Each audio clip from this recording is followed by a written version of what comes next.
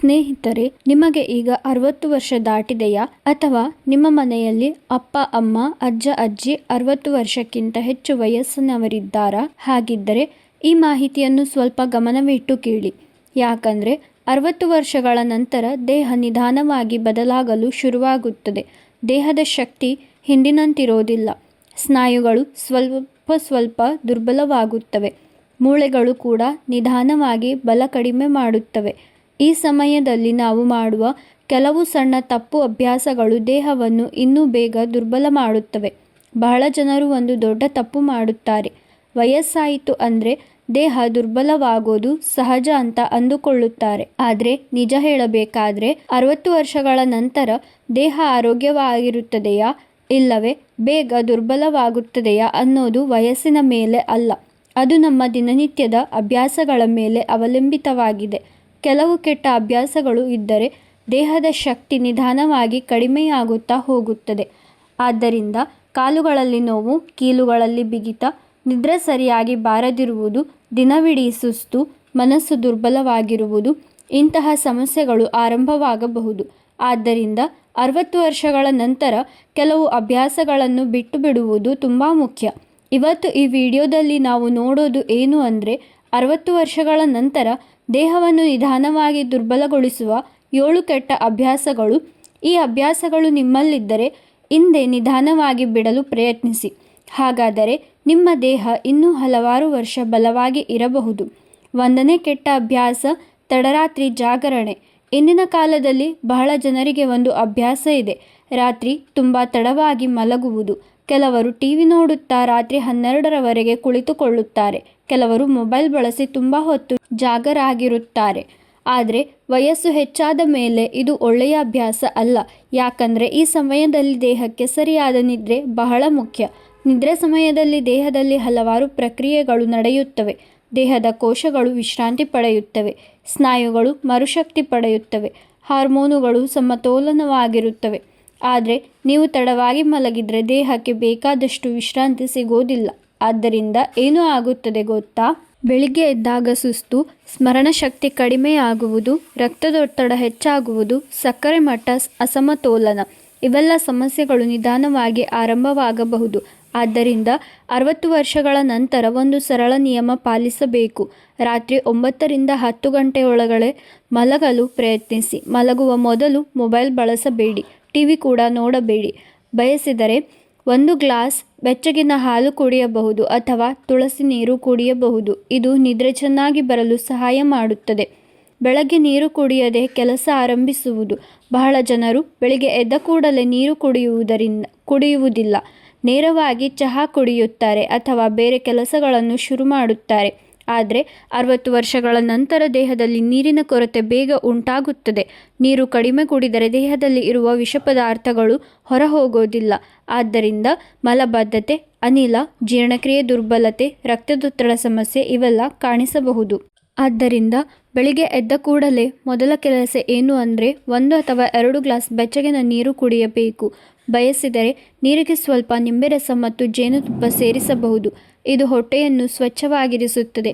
3ನೇ ಕೆಟ್ಟ ಅಭ್ಯಾಸ, ಆಹಾರವನ್ನು ಸರಿಯಾಗಿ ಅಗೆಯದೆ ತಿನ್ನುವುದು. ಈ ಅಭ್ಯಾಸ ಬಹಳ ಸಾಮಾನ್ಯ. ಕೆಲವರು ಬೇಗ ತಿನ್ನುತ್ತಾರೆ, ಕೆಲವರು ಸರಿಯಾಗಿ ಅಗೆಯದೆ ಆಹಾರವನ್ನು ನುಂಗಿಬಿಡುತ್ತಾರೆ. ಕೆಲವರಿಗೆ ಹಲ್ಲಿನ ಸಮಸ್ಯೆ ಇರುವುದರಿಂದ ಕೂಡ ಸರಿಯಾಗಿ ಅಗೆಯುವುದಿಲ್ಲ. ಆದರೆ ಇದು ಜೀರ್ಣಕ್ರಿಯೆಗೆ ಒಳ್ಳೆಯದಲ್ಲ. ಆಹಾರ ಸರಿಯಾಗಿ ಅಗೆಯದೆ ಹೊಟ್ಟೆಗೆ ಹೋದರೆ ಹೊಟ್ಟೆಗೆ ಹೆಚ್ಚು ಕೆಲಸ ಆಗುತ್ತದೆ. ಆದ್ದರಿಂದ ಅನಿಲ, ಅಜೀರ್ಣ, ಆಮ್ಲತೆ, ಮಲಬದ್ಧತೆ ಇವೆಲ್ಲ ಸಮಸ್ಯೆಗಳು ಬರುತ್ತವೆ. ಆದ್ದರಿಂದ ಒಂದು ಸರಳ ನಿಯಮ ಪಾಲಿಸಿ. ಪ್ರತಿ ತುತ್ತನ್ನು ಕನಿಷ್ಠ 25ರಿಂದ 30 ಬಾರಿ ಅಗಿಯಿರಿ. ಇದು ಜೀರ್ಣಕ್ರಿಯೆಗೆ ತುಂಬ ಸಹಾಯ ಮಾಡುತ್ತದೆ. ಇನ್ನೊಂದು ಮುಖ್ಯ ವಿಷಯ, ತಿನ್ನುವಾಗ ಟಿವಿ ನೋಡಬೇಡಿ, ಮೊಬೈಲ್ ಕೂಡ ನೋಡಬೇಡಿ. ಆಹಾರಕ್ಕೆ ಮಾತ್ರ ಗಮನ ಕೊಡಿ. ಇದರಿಂದ ದೇಹಕ್ಕೆ ಬೇಕಾದ ಪೋಷಕಾಂಶಗಳು ಸರಿಯಾಗಿ ಲಭ್ಯವಾಗುತ್ತವೆ. 4ನೇ ಕೆಟ್ಟ ಅಭ್ಯಾಸ, ಬೆಳಗಿನ ನಡುಗೆ ಬಿಡುವುದು. ಬಹಳ ಜನರು ವಯಸ್ಸು ಹೆಚ್ಚಾದ ನಂತರ ಒಂದು ಮಾತು ಹೇಳುತ್ತಾರೆ, ಈಗ ದೇಹದಲ್ಲಿ ಶಕ್ತಿ ಇಲ್ಲ, ನಡೆಯೋದು ಕಷ್ಟ ಅಂದುಕೊಂಡು ನಿಧಾನವಾಗಿ ನಡಿಗೆಯನ್ನು ಬಿಡುತ್ತಾರೆ. ಆದರೆ ನಿಜ ಹೇಳಬೇಕಾದರೆ ನೀವು ಎಷ್ಟು ಹೆಚ್ಚು ನಡೆಯುತ್ತೀರೋ ಅಷ್ಟು ಹೆಚ್ಚು ದೇಹ ಆರೋಗ್ಯವಾಗಿರುತ್ತದೆ. ನಡುಗೆ ದೇಹಕ್ಕೆ ಅತ್ಯುತ್ತಮ ವ್ಯಾಯಾಮ. ನೀವು ಪ್ರತಿದಿನ ನಡೆಯುವುದರಿಂದ ರಕ್ತ ಸಂಚಾರ ಸುಧಾರಿಸುತ್ತದೆ, ಸ್ನಾಯುಗಳು ಚುರುಕಾಗುತ್ತವೆ, ಮೂಳೆಗಳು ಬಲವಾಗುತ್ತವೆ, ಹೃದಯ ಆರೋಗ್ಯವಾಗಿರುತ್ತದೆ. ಆದರೆ ಬಿಡಿದ್ರೆ ಏನೂ ಆಗುತ್ತದೆ ಗೊತ್ತಾ? ದೇಹ ನಿಧಾನವಾಗಿ ಆಲಸ್ಯವಾಗುತ್ತದೆ, ಸ್ನಾಯುಗಳು ದುರ್ಬಲವಾಗುತ್ತವೆ, ರಕ್ತ ಸಂಚಾರ ನಿಧಾನವಾಗುತ್ತದೆ. ಆದ್ದರಿಂದ ಕಾಲುಗಳಲ್ಲಿ ನೋವು, ಕೀಲುಗಳಲ್ಲಿ ಬಿಗಿತ, ಮಧುಮೇಹ ಅಪಾಯ, ಹೃದಯ ಸಮಸ್ಯೆ ಇವೆಲ್ಲ ಹೆಚ್ಚಾಗಬಹುದು. ಆದ್ದರಿಂದ 60 ವರ್ಷಗಳ ನಂತರ ಒಂದು ಅಭ್ಯಾಸ ಮಾಡಿಕೊಳ್ಳಿ. ಪ್ರತಿದಿನ ಬೆಳಿಗ್ಗೆ 30 ರಿಂದ 40 ನಿಮಿಷ ನಡೆಯಿರಿ. ಸಾಧ್ಯವಾದರೆ ಬೆಳಗಿನ ಸೂರ್ಯನ ಬೆಳಕಿನಲ್ಲಿ ನಡೆಯಿರಿ. ಮತ್ತೊಂದು ಉತ್ತಮ ವಿಧಾನ ಏನು ಗೊತ್ತಾ? ಹುಲ್ಲಿನ ಮೇಲೆ ಸ್ವಲ್ಪ ಹೊತ್ತು ಬರಿಗಾಲಿನಲ್ಲಿ ನಡೆಯುವುದು. ಇದು ಕಣ್ಣುಗಳಿಗೆ, ಕಾಲುಗಳಿಗೆ ಮತ್ತು ಹೃದಯಕ್ಕೆ ತುಂಬ ಒಳ್ಳೆಯದು. 5ನೇ ಕೆಟ್ಟ ಅಭ್ಯಾಸ, ಹೆಚ್ಚು ಕರಿದ ಮತ್ತು ಸಿಹಿ ಆಹಾರ. ಇಂದಿನ ಕಾಲದಲ್ಲಿ ಬಹಳ ಜನರಿಗೆ ಒಂದು ಅಭ್ಯಾಸ ಇದೆ. ಸಮೋಸ, ಬಜ್ಜಿ, ಪರೋಟ, ಮಿಠಾಯಿ, ಜಂಕ್ ಫುಡ್ ಇವುಗಳನ್ನು ಹೆಚ್ಚಾಗಿ ತಿನ್ನುತ್ತಾರೆ. ಯೌವನದಲ್ಲಿ ಇದರಿಂದ ಹೆಚ್ಚು ಸಮಸ್ಯೆ ಕಾಣಿಸೋದಿಲ್ಲ. ಆದರೆ 60 ವರ್ಷಗಳ ನಂತರ ದೇಹದ ಜೀರ್ಣಶಕ್ತಿ ನಿಧಾನವಾಗಿ ಕಡಿಮೆಯಾಗುತ್ತದೆ. ಜೀರ್ಣರಸಗಳ ಉತ್ಪಾದನೆ ಕೂಡ ಕಡಿಮೆಯಾಗುತ್ತದೆ. ಈ ಸಮಯದಲ್ಲಿ ಭಾರೀ ಆಹಾರ ತಿಂದರೆ ದೇಹಕ್ಕೆ ಜೀರ್ಣಿಸುವುದು ಕಷ್ಟವಾಗುತ್ತದೆ. ಇದರಿಂದ ಕೊಲೆಸ್ಟ್ರಾಲ್ ಹೆಚ್ಚಾಗುತ್ತದೆ, ಸಕ್ಕರೆ ಮಟ್ಟ ಹೆಚ್ಚಾಗುತ್ತದೆ, ಕೀಲು ನೋವು ಹೆಚ್ಚಾಗುತ್ತದೆ, ಮೂಳೆ ದುರ್ಬಲತೆ ಹೆಚ್ಚಾಗುತ್ತದೆ. ಆದ್ದರಿಂದ 60 ವರ್ಷಗಳ ನಂತರ ಆಹಾರದಲ್ಲಿ ಸ್ವಲ್ಪ ಬದಲಾವಣೆ ಮಾಡಬೇಕು. ಹಗುರವಾದ ಮನೆಯ ಆಹಾರ ತಿನ್ನುವುದು ಉತ್ತಮ. ಉದಾಹರಣೆಗೆ ಬೇಳೆ, ಸೂಪ್, ಹಸಿರು ತರಕಾರಿಗಳು, ಹಣ್ಣುಗಳು, ಓಟ್ಸ್ ಇವುಗಳನ್ನು ಆಹಾರದಲ್ಲಿ ಸೇರಿಸಬಹುದು. ಸಿಹಿ ಮತ್ತು ಮಿಠಾಯಿಗಳನ್ನು ವಾರಕ್ಕೆ 2 ಅಥವಾ 3 ಬಾರಿ ಮಾತ್ರ ತಿನ್ನುವುದು ಉತ್ತಮ. 6ನೇ ಕೆಟ್ಟ ಅಭ್ಯಾಸ, ದಿನವಿಡೀ ಒಂದೇ ಜಾಗದಲ್ಲಿ ಕುಳಿತುಕೊಳ್ಳುವುದು. ಇದು ಕೂಡ ಒಂದು ದೊಡ್ಡ ಸಮಸ್ಯೆ. ಕೆಲವರು ದಿನವಿಡೀ ಕುರ್ಚಿಯಲ್ಲಿ ಕುಳಿತುಕೊಳ್ಳುತ್ತಾರೆ ಅಥವಾ ಹಾಸಿಗೆಯ ಮೇಲೆ ಮಲಗಿರುತ್ತಾರೆ. ದೇಹಕ್ಕೆ ಚಲನೆ ಆಗದಿದ್ದರೆ ದೇಹ ನಿಧಾನವಾಗಿ ದುರ್ಬಲವಾಗುತ್ತದೆ, ಸ್ನಾಯುಗಳು ನಿಷ್ಕ್ರಿಯವಾಗುತ್ತವೆ, ರಕ್ತ ಸಂಚಾರ ಕಡಿಮೆಯಾಗುತ್ತದೆ. ಇದರಿಂದ ಮೊಣಕಾಲು ಬಿಗಿತ, ಕಾಲುಗಳಲ್ಲಿ ಊತ, ಸ್ನಾಯು ದುರ್ಬಲತೆ, ಆಲಸ್ಯ ಇವೆಲ್ಲ ಸಮಸ್ಯೆಗಳು ಬರುತ್ತವೆ. ಆದ್ದರಿಂದ ಒಂದು ಸರಳ ಅಭ್ಯಾಸ ಮಾಡಿಕೊಳ್ಳಿ. ಪ್ರತಿ 30 ಅಥವಾ 40 ನಿಮಿಷಕ್ಕೆ ಒಮ್ಮೆ ಎದ್ದು 2 ನಿಮಿಷ ನಡೆಯಿರಿ. ಟಿವಿ ನೋಡುತ್ತಿರುವಾಗ ಕೂಡ ಕಾಲುಗಳನ್ನು ಸ್ವಲ್ಪ ಅಲ್ಲಾಡಿಸಿ. ಇದು ರಕ್ತ ಸಂಚಾರ ಸುಧಾರಿಸುತ್ತದೆ. ಇನ್ನೊಂದು ಉತ್ತಮ ವಿಧಾನ ಏನು ಗೊತ್ತಾ? ಕೆಲವು ಹಗುರ ಯೋಗಾಸನ ಮಾಡಬಹುದು. ಇವು ದೇಹವನ್ನು ಚುರುಕಾಗಿರಿಸುತ್ತದೆ. 7ನೇ ಕೆಟ್ಟ ಅಭ್ಯಾಸ, ಹೆಚ್ಚು ಚಹಾ, ಕಾಫಿ ಮತ್ತು ಮದ್ಯ. ಬಹಳ ಜನರಿಗೆ ಬೆಳಿಗ್ಗೆ ಒಂದು ಅಭ್ಯಾಸ ಇದೆ. ಎದ್ದ ಕೂಡಲೇ ಚಹಾ ಅಥವಾ ಕಾಫಿ. ಕೆಲವು ದಿನಕ್ಕೆ ಹಲವು ಬಾರಿ ಚಹಾ ಕುಡಿಯುತ್ತಾರೆ. ಆದರೆ ವಯಸ್ಸು ಹೆಚ್ಚಾದಂತೆ ದೇಹಕ್ಕೆ ಕೆಫಿನ್ ಹೆಚ್ಚು ಒಳ್ಳೆಯದು ಅಲ್ಲ. ಹೆಚ್ಚು ಚಹಾ ಅಥವಾ ಕಾಫಿ ಕುಡಿದರೆ ದೇಹದ ತೇವಾಂಶ ಕಡಿಮೆಯಾಗಬಹುದು ಮತ್ತು ದೇಹದಲ್ಲಿರುವ ಕೆಲವು ಮುಖ್ಯ ಖನಿಜಗಳು ಕೂಡ ಕಡಿಮೆಯಾಗಬಹುದು. ಉದಾಹರಣೆಗೆ ಕ್ಯಾಲ್ಸಿಯಂ ಮತ್ತು ಕಬ್ಬಿಣ ಇವು ಕಡಿಮೆಯಾಗಬಹುದು. ಇದರಿಂದ ನಿದ್ರೆ ಸಮಸ್ಯೆ, ಹೃದಯ ಬಡಿತ ಹೆಚ್ಚಾಗುವುದು, ಮೂಳೆ ದುರ್ಬಲತೆ ಇವೆಲ್ಲ ಸಮಸ್ಯೆಗಳು ಬರಬಹುದು. ಆದ್ದರಿಂದ ಒಂದು ನಿಯಮ ಮಾಡಿಕೊಳ್ಳಿ. ದಿನಕ್ಕೆ 1 ಬಾರಿ ಮಾತ್ರ ಚಹಾ ಅಥವಾ ಕಾಫಿ ಕುಡಿಯಿರಿ ಮತ್ತು ತಂಬಾಕು ಇದ್ದರೆ ಸಂಪೂರ್ಣ ಬಿಡುವುದು ಉತ್ತಮ.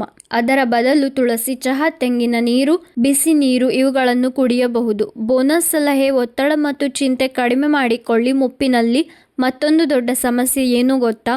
ಒತ್ತಡ ಮತ್ತು ಚಿಂತೆ. ಬಹಳ ಹಿರಿಯರು ಮಕ್ಕಳ ಬಗ್ಗೆ, ಹಣದ ಬಗ್ಗೆ, ಆರೋಗ್ಯದ ಬಗ್ಗೆ ಹೆಚ್ಚಾಗಿ ಚಿಂತಿಸುತ್ತಾರೆ. ಆದರೆ ಹೆಚ್ಚು ಚಿಂತೆ ಮಾಡಿದರೆ ದೇಹಕ್ಕೂ ಮನಸ್ಸಿಗೂ ಒಳ್ಳೆಯದಲ್ಲ. ಇದರಿಂದ ರಕ್ತದೊತ್ತಡ ಹೆಚ್ಚಾಗಬಹುದು, ಮಧುಮೇಹ ಹೆಚ್ಚಾಗಬಹುದು, ನಿದ್ರೆ ಸಮಸ್ಯೆ ಬರುತ್ತದೆ. ಆದ್ದರಿಂದ ಮನಸ್ಸು ಶಾಂತವಾಗಿರಲು ಕೆಲವು ಅಭ್ಯಾಸ ಮಾಡಿಕೊಳ್ಳಿ. ಪ್ರತಿದಿನ 10 ರಿಂದ 15 ನಿಮಿಷ ಧ್ಯಾನ ಮಾಡಿ, ದೇವರ ನಾಮ ಜಪ ಮಾಡಿ, ಭಕ್ತಿಗೀತೆ ಹೇಳಿ ಅಥವಾ ಹಗುರ ಸಂಗೀತ ಕೇಳಿ. ಮತ್ತೊಂದು ಉತ್ತಮ ಅಭ್ಯಾಸ ಏನು ಗೊತ್ತಾ? ನಗುವುದು ದೇಹಕ್ಕೆ ಅತ್ಯುತ್ತಮ ಔಷಧಿ. ಹೊಸದಾಗಿ ಅಳವಡಿಸಿಕೊಳ್ಳಬೇಕಾದ ಅಭ್ಯಾಸಗಳು. ಈಗ ಕೆಲವು ಉತ್ತಮ ಅಭ್ಯಾಸಗಳನ್ನು ನೋಡೋಣ. ಬೆಳಗಿನ ಸೂರ್ಯನ ಬೆಳಕಿನಲ್ಲಿ ಸ್ವಲ್ಪ ಹೊತ್ತು ಕುಳಿತುಕೊಳ್ಳಿ. ಇದರಿಂದ ವಿಟಮಿನ್ ಡಿ ಸಿಗುತ್ತದೆ. ದಿನಕ್ಕೆ ಕನಿಷ್ಠ 8 ಗ್ಲಾಸ್ ನೀರು ಕುಡಿಯಿರಿ. ಪ್ರತಿದಿನ 1 ಹಣ್ಣು ತಿನ್ನಿರಿ. ಮಲಗುವ ಮೊದಲು ಮೊಬೈಲ್ ಬಳಸಬೇಡಿ. ಪ್ರಿಯರ ಜೊತೆ ಮಾತನಾಡಿ, ನಗಿರಿ. ಸ್ನೇಹಿತರೆ, ಮುಪ್ಪು ಬರುವುದು ಸಹಜ. ಆದರೆ ಮುಪ್ಪಿನಲ್ಲಿ ದುರ್ಬಲವಾಗುವುದು ಅನಿವಾರ್ಯ ಅಲ್ಲ. ನಮ್ಮ ಅಭ್ಯಾಸಗಳು ಸರಿಯಾಗಿದ್ದರೆ 60 ವರ್ಷಗಳ ನಂತರವೂ ದೇಹ ಆರೋಗ್ಯವಾಗಿರಬಹುದು. ಈ ವಿಡಿಯೋ ನಿಮಗೆ ಇಷ್ಟವಾಯಿತು ಅಂದರೆ ವಿಡಿಯೋವನ್ನು ಲೈಕ್ ಮಾಡಿ, ಕಮೆಂಟ್ ಮಾಡಿ ಹಾಗೂ ಸಬ್ಸ್ಕ್ರೈಬ್ ಮಾಡಿ. ಮುಂದಿನ ವಿಡಿಯೋದಲ್ಲಿ ಭೇಟಿಯಾಗೋಣ. ಧನ್ಯವಾದಗಳು.